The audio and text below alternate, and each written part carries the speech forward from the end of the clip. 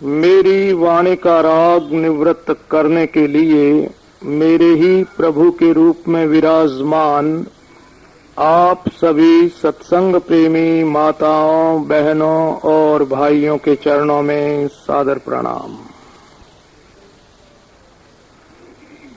अनुकूलता और प्रतिकूलता के संबंध में गहरी चर्चा करते हुए परम श्रद्धेय स्वामी जी महाराज ने साधक भाई बहनों को बताया कि देखो भैया, आपके जीवन में अनुकूल और प्रतिकूल परिस्थिति निश्चित रूप से आएगी और अनुकूलता और प्रतिकूलता को भेजने वाले कौन? उत्तर दिया उन्होंने, जो भाई बहन परमात्मा की सत्ता में विश्वास करते हैं उनको यह मानना चाहिए कि अनुकूलता और प्रतिकूलता परमात्मा द्वारा भेजी जाती है। अवश्य ही अनुकूलता और प्रतिकूलता में जो परिवारजन या अन्य कोई व्यक्ति निमित्त बनते हुए दिखाई देते हैं, उनके साथ में हमको साधना करनी पड़ती है। जो भाई बहन हमें सुख देते हुए दिखाई देते हैं, उनको हमें वापस कई गुना सुख देना चाहिए और जो हमारे दुख में निमित्त बनते हैं, उनकी हमें वापस सेवा करनी चाहिए। संत ने आगे ये बताया कि अनुकूलता और प्रतिकूलता भेजने का परमात्मा का विधान है, उनका एक कानून है। इसलिए मानव मात्र के सामने अनुकूल और प्रतिकूल परिस्थिति उसके जीवन में जरूर आएगी। जब उनको ये पूछा गया कि महाराज ये विधान भगवान ने क्यों बनाया, तब उन्होंने बड़ा विचित्र उत्तर दिया कि देखो भैया, अनुकूलता और प्रतिकूलता साधन करने की सामग्री है। जैसे भोजन बनाने के लिए भोजन की सामग्री आवश्यक होती है, उसी प्रकार से दुख मिटाने और परमात्मा तक पहुंचने के लिए साधन करना पड़ता है और अनुकूलता और प्रतिकूलता उस साधना को करने की सामग्री है। हम लोग भूल कहाँ करते हैं कि जीवन में अनुकूलता को बनाए रखना चाहते हैं, प्रतिकूलता से हमको डर लगता है। हम सोचते रहते हैं कि प्रतिकूलता न आए तो बड़ा अच्छा। कितना ही सोचें, कुछ भी उपाय करें, कुछ भी प्रयास करें, लेकिन प्रतिकूलता हमारे सामने परमात्मा जरूर भेजेंगे, जरूर भेजेंगे, जरूर भेजेंगे। क्यों? प्रतिकूलता के बिना हमारी साधना अपूर्ण रह जाएगी, अधूरी रह जाएगी। अब हमको विचार इस बात पे करना है कि अनुकूलता आए तो हम क्या साधना करें ताकि हमारा दुख मिट जाए, हम परमात्मा तक पहुंच जाएं, प्रतिकूलता में भी आनंद से रहें। और जब प्रतिकूलता आए उस समय हम कौन सी साधना करें, ये बात विशेष रूप से हमको पता होनी चाहिए। बहुत ध्यान देकर के आगे की चर्चा हम लोगों को सुननी है। अनुकूलता जब हमारे जीवन में आए तो हम क्या करें, इसके पहले ये बात बताने की है कि जब हमारे जीवन में अनुकूलता आए तो हम क्या नहीं करें, अनुकूल परिस्थिति में क्या नहीं करना चाहिए, ये बात पहले जाननी जरूरी है। अनुकूलता का मतलब क्या? हमारे पास किसी भी प्रकार का सुख है। ध्यान देना जी, आपके पास आंखें हैं तो आंखों का सुख है आपके पास, कान आपके ठीक हैं, कानों का सुख है, शरीर आपका ठीक है, स्वस्थ शरीर का सुख आपके पास है। किसी भी प्रकार की योग्यता है, चाहे वो बोलने की योग्यता हो, समझने की योग्यता हो, समझाने की योग्यता हो, कोई विषय के आप विशेष जानकार हैं, तो वो योग्यता भी आपकी एक प्रकार से आपका सुख है। इसी प्रकार से आपके पास में अतिरिक्त सुख संपत्ति है, वो भी एक प्रकार से आपकी अनुकूलता है। हमको देखना चाहिए कि हमारे पास कौन कौन सी अनुकूलताएं हैं, हमारे पास कौन कौन से सुख हैं, इसकी एक सूची हमको पहले बना लेनी चाहिए। उसके बाद अब ये विचार करना चाहिए कि अनुकूलता में हम क्या नहीं करें। संत ने उत्तर दिया कि भैया अनुकूलता में हमको उस अनुकूलता का, उस सुख का भोग नहीं करना चाहिए। आप कहेंगे कि अनुकूलता के भोग का क्या अर्थ है? अनुकूलता के भोग का अर्थ होता है किसी भी प्रकार की अनुकूलता जीवन में आए तो उसमें हर्षित हो जाना, उसमें राजी हो जाना और राजी होकर के उस अनुकूलता की दास्ता में बंध जाना। दो बात बताई गई जो नहीं करनी चाहिए। अनुकूलता आए तो ये सावधानी रखें कि हम उसमें हर्षित न हों, हम उसमें राजी न हों। और दूसरी बात, हम उस अनुकूलता की दास्ता में बंधे नहीं। दास्ता में बंधने का मतलब क्या? यदि हमारे मन मस्तिष्क में अनुकूलता आते ही बड़ा हर्ष होता है और हम ये सोचते हैं कि भाई ये अनुकूलता अब रहनी चाहिए, कहीं वापस चली नहीं जाए, इस तरह का जो हमारा चिंतन है कि ये अनुकूलता रहनी चाहिए, बस यही अनुकूलता की दास्ता है। आप सोच करके देखिए कि क्या कोई भी अनुकूलता आपके पास आएगी तो क्या सदैव के लिए रहेगी? आपका शरीर आज स्वस्थ है, वो हमेशा स्वस्थ नहीं रहेगा। आज आपके पास रुपए पैसे हैं, वो हमेशा नहीं रहेंगे। स्वामी जी तो कभी कभी ये कहते थे हंसी हंसी में कि भैया ये जो रुपया है ना, वो बेचारा उस व्यक्ति के पास जाते हुए बहुत घबराता है, बहुत परेशान होता है, जो उसको रोक करके रख लेता है। बड़ी घबराहट होती है उस रुपए को वहां जाने में, वस्तु को वहां जाने में बहुत घबराहट होती है, बहुत परेशानी होती है।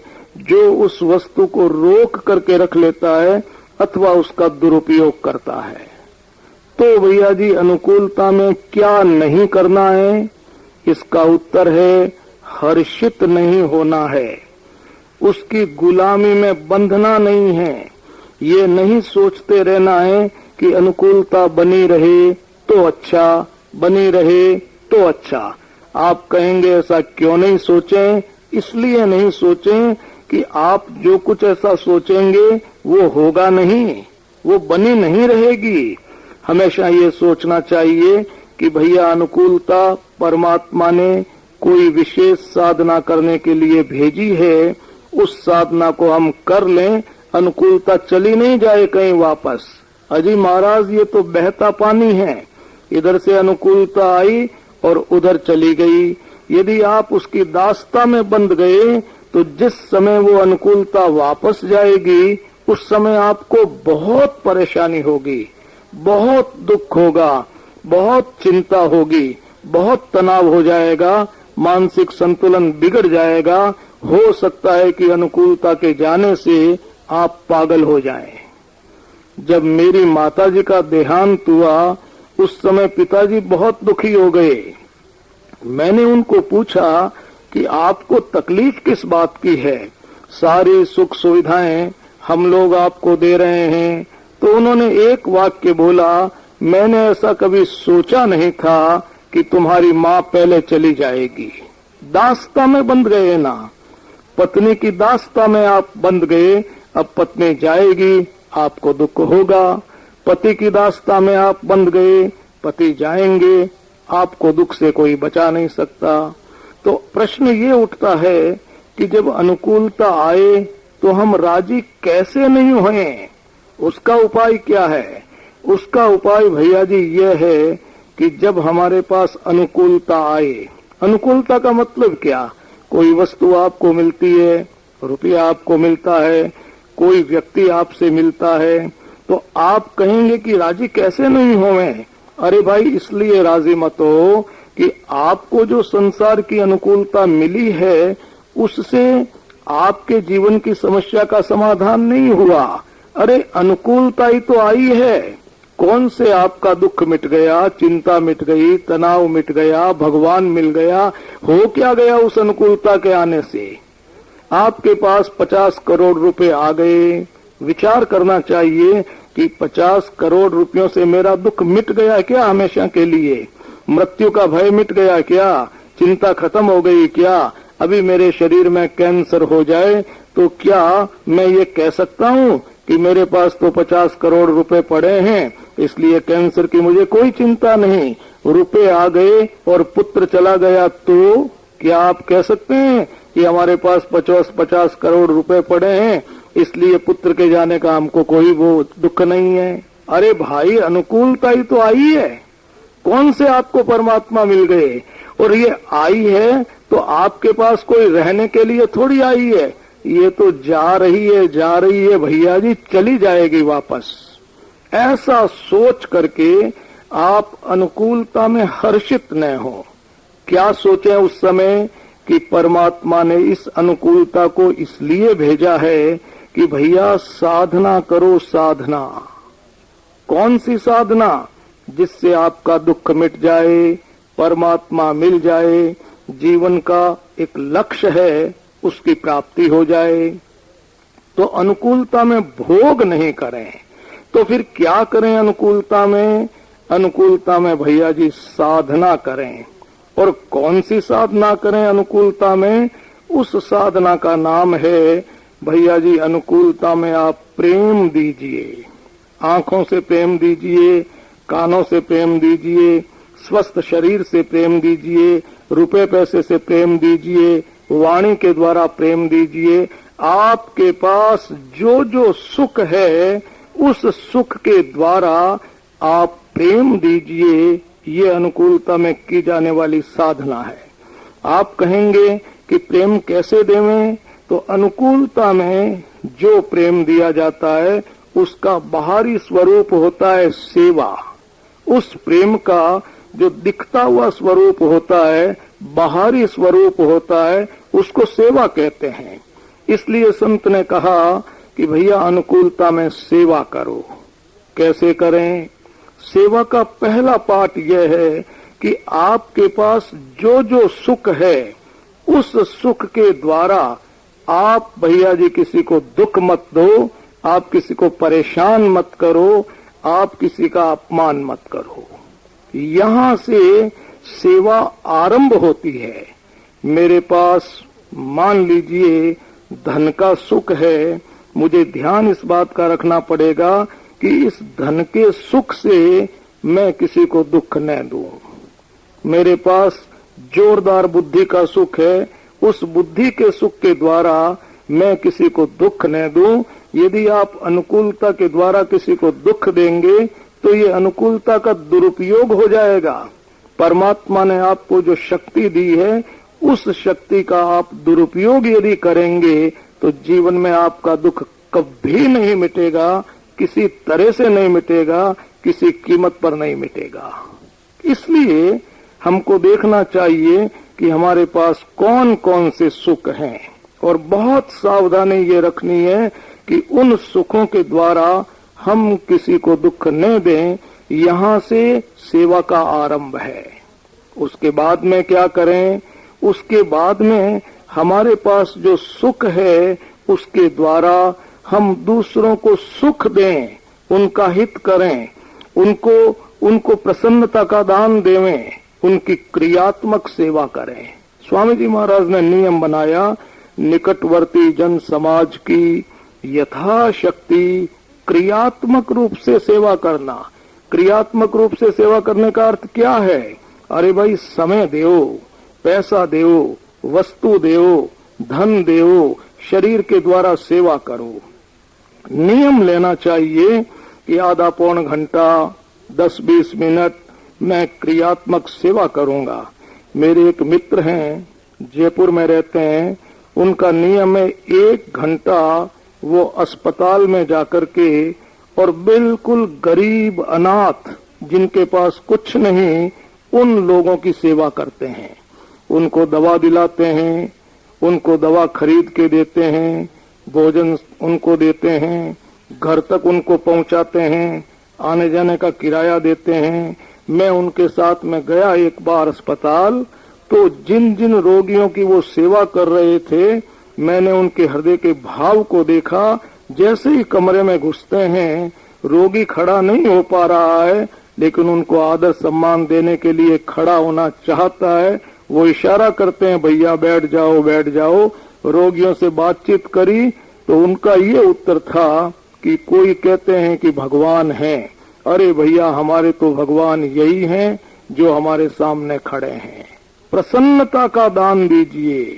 किसी के हृदय को प्रसन्नता दे देना बहुत बड़ी सेवा है, ये कोई छोटी सेवा नहीं है। मफतलाल ग्रुप के जो मुखिया हैं, उनको लोग मफत बाबू कहते हैं, मफत बाबू। उदयपुर में एक बार मेरे से मिले और हम लोग एक ही जगह कहीं ठहरे हुए थे। नारायण सेवा संस्थान में कोई सत्संग का कार्यक्रम था, वो भी आए हुए थे। उन्होंने एक बड़ी विचित्र बात कही। उन्होंने कहा कि भैया, बिहार में बहुत गरीबी है, वहाँ एक बकरी या बकरा वो तो बिकता है 15-20 रुपए में, और वहाँ की एक लड़की बिकती है 2 रुपए में। ये उन्होंने कहा। और फिर उन्होंने मुझे बताया कि उन लड़कियों की सुरक्षा और रक्षा के लिए मैंने बंबई में एक छात्रावास खोला है। उसमें 800 लड़कियां हैं इस समय। उनको बचपन में वहां लाया जाता है, जब वो 3-4 साल की होती है तब। पूरा पढ़ाना लिखाना खाना पीना सब कुछ उनकी तरफ से होता है, और शादी करने के बाद वहां से उन लड़कियों को निकाला जाता है। कह रहे थे कि एक बार मैं लंदन जा रहा था, तो बंबई हवाई अड्डे पर वो प्लेन थोड़ी लेट थी। हम लोग होटल में चले गए, वहाँ कुछ चाय पान किया और बहरे को ये कहा कि भैया थोड़ा सा वो बिल ले आओ, हमारा बिल। तो उन्होंने कहा कि बाबू साहब, आपके बिल का तो भुगतान कर दिया। किसने किया? कहने लगे वो मैनेजर ने कर दिया। कौन मैनेजर? बुलाओ तो हमारे पास। तो मैनेजर को बुलाया, एक लड़की उनके सामने आकर के खड़ी हो गई और वो कहने लगे कि भाई, तुमने हमारे बिल का भुगतान कैसे कर दिया? तुम कौन हो? लड़की की आंखों में से झरझर आंसू बहने लगे। बाबूजी, मैंने तो आपके केवल एक बिल का भुगतान किया है, आपने 20 वर्ष तक मेरे बिलों का भुगतान किया। मैं आपके छात्रावास में पली हुई और पढ़ी हुई लड़की हूँ। आपकी कृपा से मैं यहाँ मैनेजर हूँ, मेरे पति भी यहाँ काम करते हैं। मैं तो आपकी पुत्री हूँ, पुत्री। लड़की उनके चरणों में गिर गई। उन्होंने उसको उठाया, तुम मेरी पुत्री हो। 1100 रुपए उसको दे करके विदा कर दिया। कह रहे थे कि इतना आनंद आता है उस सेवा में जिसकी कोई सीमा नहीं। नारायण सेवा संस्थान उदयपुर के लोग उदयपुर से 60 किलोमीटर दूर, जहां आदिवासी क्षेत्र आता है, वहां जाकर के सेवा करते हैं। बताया उन्होंने मुझे कि हम लोग एक परिवार में गए, क्या देखा कि एक चूल्हे पर हंडिया चढ़ी हुई है, बर्तन में कोई पानी उबल रहा है। एक बच्चा 5 साल का बैठा बैठा रो रहा है। उसकी माँ को पूछा कि भाई ये बच्चा क्यों रो रहा है?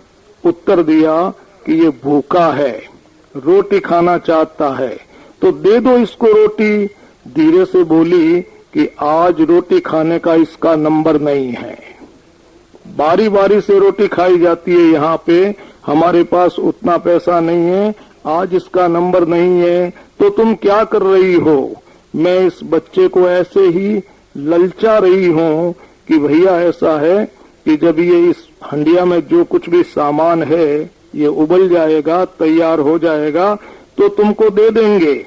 और असलियत ये है कि इस हंडिया में कुछ भी नहीं है, इसमें केवल पानी उबल रहा है। ऐसे करते करते रोते रोते इस बच्चे को नींद आ जाएगी, सवेरे फिर देखा जाएगा। ये भैया जी हिंदुस्तान में उदयपुर से 60 किलोमीटर दूर के लोगों की हालत है। यदि आपके पास में किसी भी प्रकार की सुख सामग्री है तो आप अपने समय को निकाल करके स्वयं वहां जाइए और अपने हाथ से वहां जाकर के सेवा कीजिए। हम लोगों का उदयपुर जाने का कार्यक्रम है। यहाँ ग्वालियर हाउस में सीताराम जी मोदी रहते हैं, उन्होंने मुझे कई बार कह दिया कि उदयपुर चलना है, एक ट्रक वहां से ले लेंगे हम अनाज की। मैंने कहा जी आप साथ चलो, अपने हाथ से दो और देखो तो आपको पता चलेगा कि किसी की सेवा से क्या लाभ होता है। उन लोगों को जाकर के आप प्रसन्नता का दान दीजिए। ये है भैया जी सेवा का दूसरा पाठ। जो कुछ आपके पास में है अतिरिक्त सुख सामग्री जितना आप दे सकते हैं उसका वितरण आप अपने हाथों से कीजिए। और इस तरह से अनुकूलता के द्वारा आप सेवा करेंगे तो धीरे धीरे आपके हृदय में उदारता आएगी। उदारता, ये जो उदारता है ना, यही वास्तव में असली सेवा का स्वरूप है। सेवा का वास्तविक अर्थ ये नहीं है किसी को कुछ देना या किसी के दुख को मिटा देना, ये तो सेवा के ऊपरी अर्थ हैं। जब तक आपके हृदय में उदारता नहीं आती तब तक वो देने वाला काम जरूर करना चाहिए, जरूर करना चाहिए, जरूर करना चाहिए। फिर आपके हृदय में आ जाएगी उदारता, और इतनी उदारता आ जाएगी जी कि आप किसी के दुख को देख नहीं पाएंगे। दुखी पर आपकी दृष्टि पड़ेगी, दया आएगी, करुणा जागृत हो जाएगी, आप रह नहीं पाएंगे। जो कुछ आपके पास में है उसको दिए बिना रहा नहीं जाएगा। स्वामी जी महाराज जब 5-6 वर्ष की अवस्था में थे तो स्कूल पढ़ने जाते थे। उनकी माँ ने उनको कंबल दिया।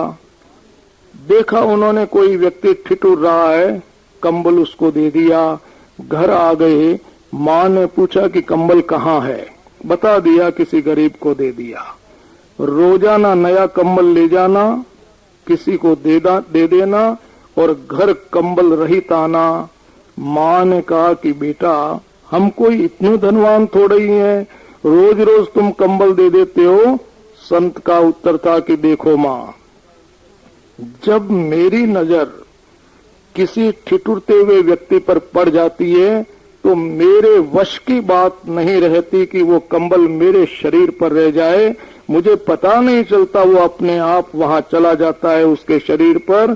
यदि तुम अपने कंबल को बचाना चाहती हो तो मुझे कंबल मत दो। इसको उदारता कहते हैं, उदारता। आप सोचते होंगे कि इस तरह से देने से तो सब चीजें चली जाएगी। अरे भैया जी, इस तरह की उदारता जिसके हृदय में आ जाती है, स्वयं परमात्मा उस परिवार की सेवा के लिए तड़पते रहते हैं, लालायित होते रहते हैं, पता नहीं क्या क्या वहां ला करके रख देते हैं। हनुमान प्रसाद जी पोद्दार के पास कलकत्ते से एक पत्र आया, भाई जी आपने मुझे रुपए भेजे थे, मैंने इलाज करवा लिया, डॉक्टर कहते हैं कि किसी ठंडे स्थान पर जाओ, पैसे नहीं है, आप मुझे पैसे भेजिए, नहीं तो बीमारी ज्यादा हो जाएगी, बढ़ जाएगी, वापस हो जाएगी। कुछ नहीं था उनके पास उस समय देने के लिए। अपनी पत्नी को बुलाया, उस पत्र को पढ़ाया और कहा कि परमात्मा से मिलने का मौका आ गया, स्वयं भगवान तुम्हारी सेवा चाहते हैं। पूछा क्या चाहते हैं आप मेरे से? तुमने इन चूड़ियों को 20-25 साल पहन लिया, सोने की चूड़ियां पत्नी ने उतार दी, बेच दी गई, पैसे उनको भेज दिए गए, उस आदमी के काम आ गए। इसको उदारता कहते हैं भैया जी, ये सेवा का असली स्वरूप है। तो आपके पास जो कुछ होगा इतनी दया आएगी कि आपसे रहा नहीं जाएगा और उसके देने में उसके देने में, उसके त्याग में जो आनंद आपको आएगा, वही तो भगवत मिलन का आनंद है, वही तो प्रभु प्रेम का आनंद है। इसी को कहते हैं भगवान के मिलने का आनंद। और आगे जाकर के तो आपकी स्थिति ये हो जाएगी कि आप किसी के दुख को देखेंगे, आपके पास जो कुछ है वो दे दिया जाएगा, रहा नहीं जाएगा, और फिर भी यदि उसकी आवश्यकता पूरी नहीं हुई तो आपके हृदय में तड़फड़ाहट पैदा हो जाएगी। कैसे उसका दुख दूर हो, कैसे उसको हम चीज देवें, और आपकी तड़फड़ाहट परमात्मा से सहन नहीं होगी और स्वयं परमात्मा उसको प्रकट होकर के वो चीज दे देंगे। संत के आश्रम में एक व्यक्ति गया, कहने लगा कि मेरी पत्नी के बच्चा होने वाला है, मुझे कुछ सामान चाहिए। स्वामी जी ने दिलवा दिया। 15 मिनट के बाद और गया, ये चीज और चाहिए, फिर दे दी गई। 5 बार चला गया, 5 बार चीज दे दी गई। स्वामी जी कमरे में जाकर के सो गए। 6ठी बार वो आदमी और गया। जो गेट पर थे 2-3 लोग, उन्होंने देखा कि ये धोखेबाज है, उसको निकाल दिया गया फटकार करके। किसी ने जाकर के संत को कहा कि महाराज वो 6ठी बार और आ गया, भाई दे दिया ना उसको? कि नहीं महाराज, हमने तो निकाल दिया। अरे तुमने बहुत गलत काम कर दिया, हमारे पास चीज थी, उसकी जरूरत थी, अरे उसको दे देते। नींद नहीं आई जी, रात भर जागते रहे। जो पास में सोए थे हर 1 घंटे बाद पूछते, स्वामी जी आज आपके क्या हो गया? अरे भाई तुमने उसको चीज दी नहीं, बेचारे की पत्नी के बच्चा हुआ होगा, उस चीज की कमी रह गई होगी। लगभग 2:30 बज गए। तो जब वो आदमी उठे वापस जो उनके पास सोए हुए थे, तो संत को देखा आधे लेटे हुए हैं, या जांघों पर इस तरह से थपथपा रहे हैं अपनी जांघों को। पूछने वालों ने पूछा कि महाराज अब की तो आप बड़े आनंदित दिखाई देते हैं। हाँ, अभी अभी मेरे मित्र कृष्ण आए थे, उन्होंने कहा कि भैया उस चीज को पहुंचा दिया है। यह है भैया जी उदारता का परिणाम। ये कोई सतयुग की कथा नहीं है, ये कोई कल्पना नहीं है, ये सत्य है। बिल्कुल ऐसा होता है और हमारे जीवन में भी ऐसा हो सकता है। समय की कमी के कारण मैं अधिक घटनाएं आपको नहीं कहूंगा, लेकिन ये जरूर बताया संत ने कि भैया आपके पास जो भी सुख है, उस सुख के द्वारा आप प्रसन्नता को बांटिए। यही भैया जी सुख में की जाने वाली साधना है। इसी को कहते हैं अनुकूलता का सदुपयोग, अनुकूलता में की जाने वाली साधना। इस साधना को हमको करना चाहिए। और ये साधना आपको कहाँ ले जाकर के छोड़ेगी? ये साधना आपके हृदय में से एक चीज जड़मूल से खत्म कर देगी। और वो कौन सी चीज? सुख भोगने की कामना, सुख लेने की इच्छा। ये जो इच्छा है ये सेवा से बिल्कुल समाप्त हो जाएगी। और जहाँ भैया जी काम खत्म हुआ, वहाँ राम स्वतः प्रकट हो जाएंगे। गीता में भी यही बात लिखी हुई है, ज्ञान प्रकट हो जाएगा, परमात्मा प्रकट हो जाएंगे, भगवत मिलन का आनंद आ जाएगा, सुख भोग की रुचि का नाश हो जाना और परमात्मा का प्राप्त हो जाना। एक ही बात है, नाम दोनों अलग अलग हैं। और ये होगा कैसे? अनुकूलता में की जाने वाली साधना के द्वारा। और कौन सी साधना? प्रेम दीजिए, प्रेम दीजिए, प्रेम दीजिए। और उस प्रेम का बाहरी स्वरूप क्या? उसका नाम है सेवा। और सेवा का आखिरी रूप क्या है? उदारता। देखें आप किसी को, करुणित हो जाएं दुखी को देखते ही। स्वामी जी महाराज एक बार कहीं प्रवचन दे रहे थे, उठे, कार में बैठे, गंतव्य स्थान पर नहीं गए, कहने लगे इधर चलो इधर। बहुत दूर तक चले गए, एक गली आ गई, उतर गए और किसी के घर गए। जाकर के क्या देखते हैं कि एक बुढ़ी मैया अपने 30-35 साल के जवान लड़के की लाश को गोद में रख करके रो रही है। स्वामी जी को पूछा कि महाराज कोई लेना नहीं देना नहीं, पता कैसे लगा? कहने लगे इसकी दुख भरी आहें मेरे हृदय तक पहुंच गई, मुझसे रहा नहीं गया। ये भैया जी उदारता का इस तरह का परिणाम है। और व्यक्ति के जीवन में यदि उदारता आ जाती है तो फिर वो तो भगवान का भगवान बन जाता है।